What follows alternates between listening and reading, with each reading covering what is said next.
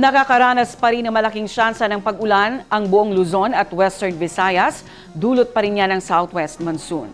Localized thunderstorm naman ang nararanasan sa nalalabing bahagi ng Visayas at buong Mindanao. Ang ulat panahon mula kay Jen Garcia. Sa weather bulletin mula sa Pag-asa, makikita sa ating iWeather Center na patuloy ang pag-iral ng southwest monsoon at magdadala ito ng malaking tsansa ng pag-ulan sa buong Luzon at western section ng Visayas. Para naman sa nalalaming bahagi ng Visayas at buong Mindanao, asahan ng localized thunderstorm na magdadala ng mga panandaliang pag-ulan lamang sa hapon o sa gabi.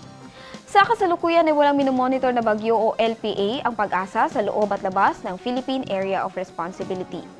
At para naman sa magiging lagay ng ating panahon bukas, sa Cotabato City maglalaro ang agwatang temperatura sa 23 to 32 degrees Celsius at nasa 60% ang chance of rain. Sa Maguindanao papalo ang agwatang temperatura sa 22 to 32 degrees Celsius at nasa 60% ang chance ng pag-ulan. Sa Cotabato Province maglalaro sa 21 to 30 degrees Celsius ang agwatang temperatura at 90% ang chance ng uulan. 24 to 32 degrees Celsius naman ang magiging agwatang temperatura sa Davao City bukas at 50% ang chance of rain. Sa Cagayan de Oro City, papalo sa 24 to 32 degrees Celsius ang agwatang temperatura at 90% ang chance ng pag-ulan. 25 to 32 degrees Celsius ang inaasahang magiging agwatang temperatura sa Zamboanga City bukas at 50% ang chance ng uulan.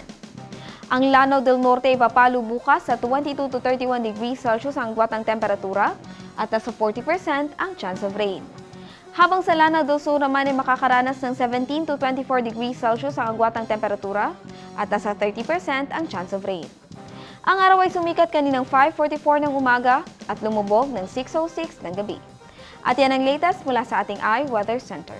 Jen Garcia, iMinds, Philippines.